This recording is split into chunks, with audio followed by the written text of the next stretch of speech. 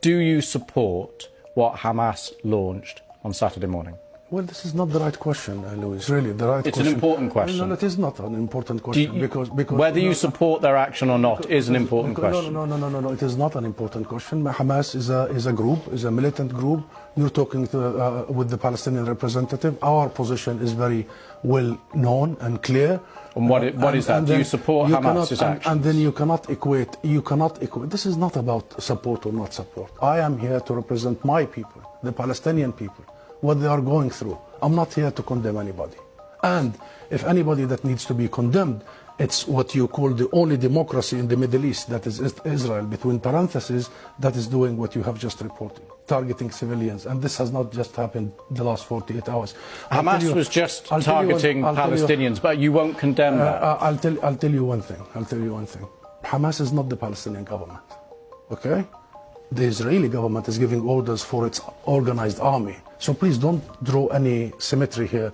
Don't equate. There is no way you can draw any symmetry. And don't equate between the occupied and the occupier. This doesn't serve justice to understand for your audience and viewers the real situation.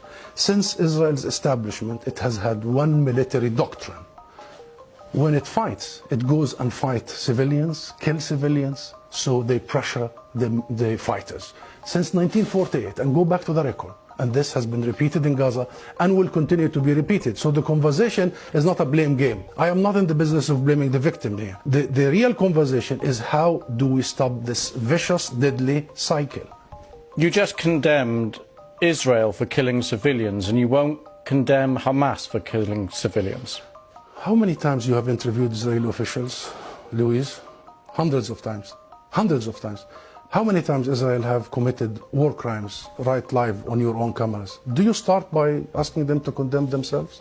Have you? You don't. You don't. No, I'll answer that question. You don't. You know why I refuse to answer this question? Because I refuse the premise of it. Because at the very heart of it is misrepresentation of the whole thing. Because it's the Palestinians that are always expected to condemn themselves. I mean, come on, this is a political conflict. We have been denied our rights for a long time. So this is the wrong starting point.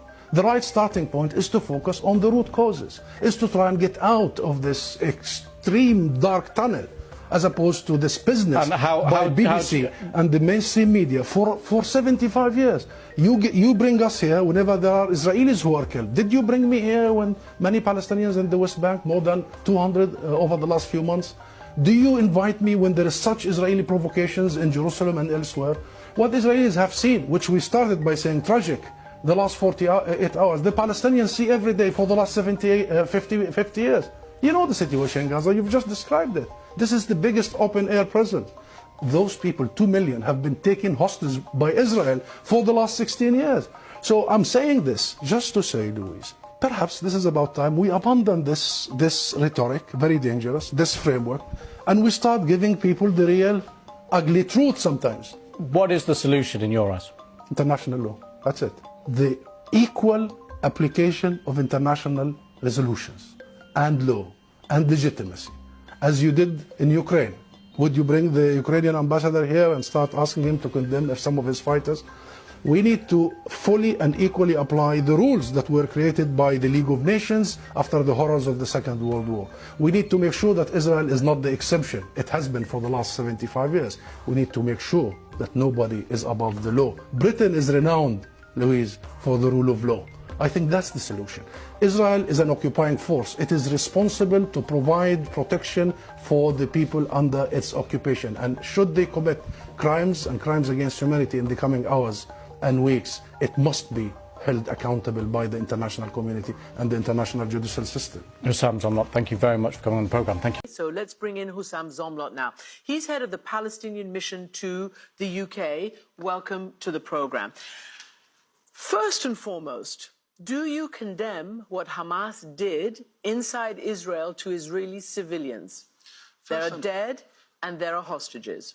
First and foremost, the Western media must really abandon this framework that has gotten us to where we are today. Okay, but I just want to know, do you support the killing of civilians? Of course not, of course not, of course not. So do you condemn that? The loss of civilian life is tragic in all sides. And what is happening is extremely worrying and very tragic. As we speak, the loss of lives, you've counted 70 Israeli deaths. There is more than 200 Palestinian deaths so far, more than 1,600.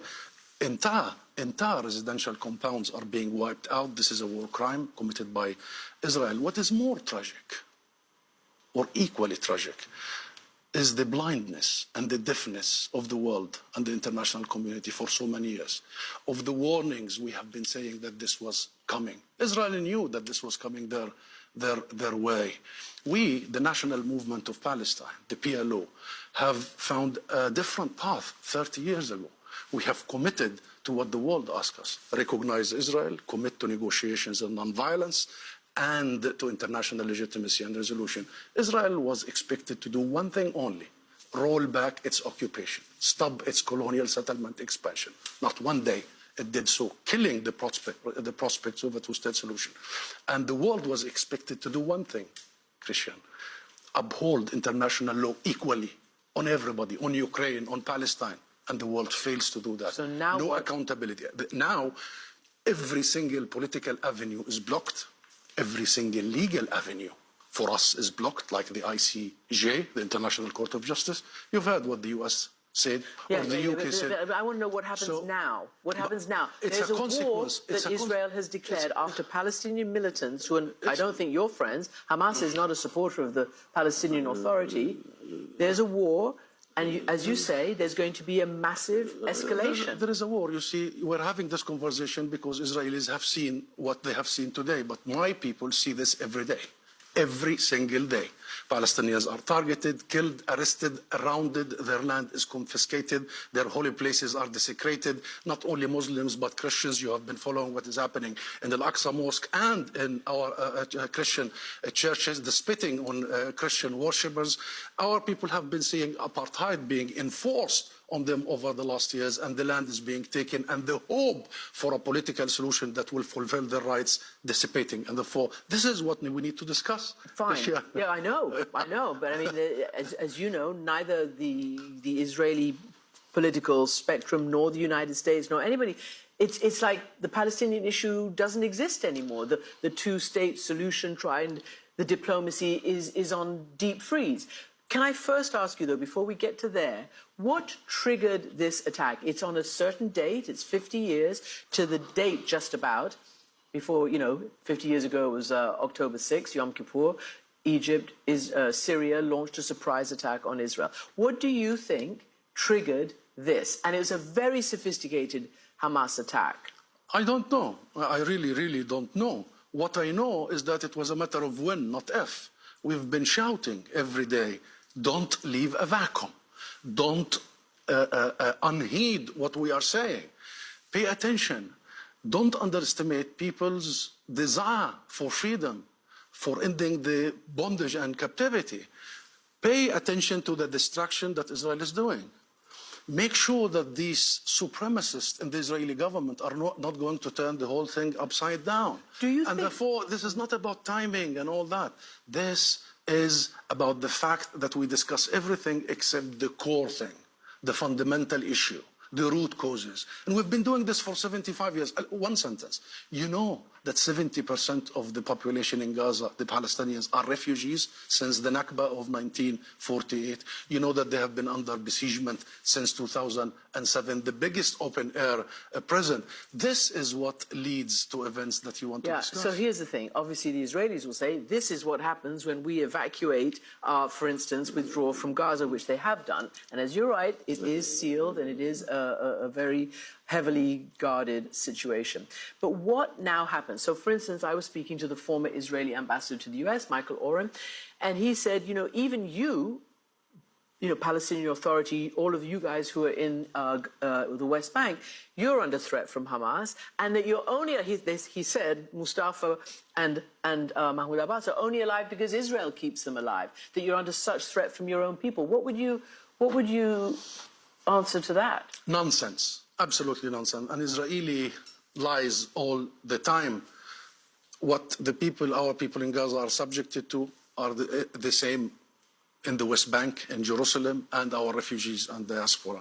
We are united by our suffering, and we are united by our goal which is ending this occupation, ending this illegality. We have our political differences, of course, but we make no mistake that the one thing that we need to rid ourselves with is the Israeli military occupation, is the colonization, is the system of racial domination that has been imposed on us. We make no mistake of that. So this is not a Palestinian internal affair.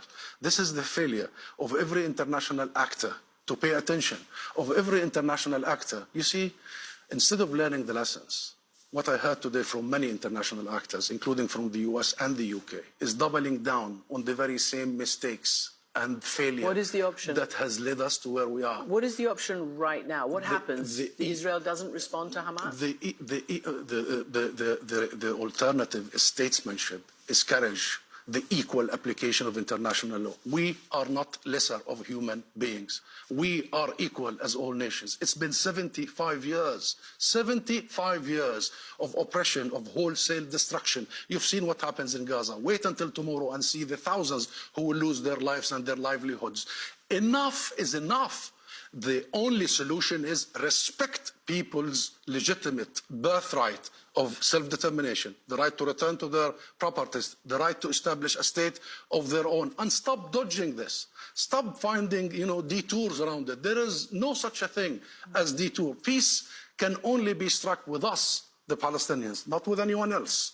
Because Israel is in odds with us, because Israel has taken our land, because Israel is subjecting us and oppressing us, not anybody else. And bravery from the international community requires the equal application of international law. Israel, as an occupying power, has a full responsibility to protect the civilians under its own occupation, right? This is international law. Israel has the full responsibility to make sure no civilian is harmed. It's been doing the opposite for 75 years. You've just shown on your own program. Do you worry that that statement that you're making is completely compromised when Palestinian militants, terrorists, bomb Israeli civilians, kill them, capture them, hold them hostage? No. How do you keep the moral high ground in that case? We keep the moral high ground by sticking to international law, by reverting to international judicial system, by seeking the ruling of the International Criminal Court. Let international judges come to Palestine, the occupied Palestinian territory, and rule, and we will accept the ruling. If we commit any mistakes or crimes, we will accept it. But everybody knows it's Israel that has been violating every provision of international law and our common human decency. Do you see, final question, is there any mediator, the US or anybody right now, who could de-escalate this? The US is completely disqualified. And I've been following what is coming from Washington. Washington considers Israel to be a domestic issue, not a foreign policy issue, and Washington is playing political footballing with this, and regrettably, we have been at the receiving end. The solution is the world, the international community. The US should be on the table, but so is Europe, so is the rest of the world, so is China. The world must come together to end this conflict, as it did with all other conflicts. We are not an exception. Hussam Zomlot, Palestinian, the head of the Palestinian mission here, thank you for that perspective.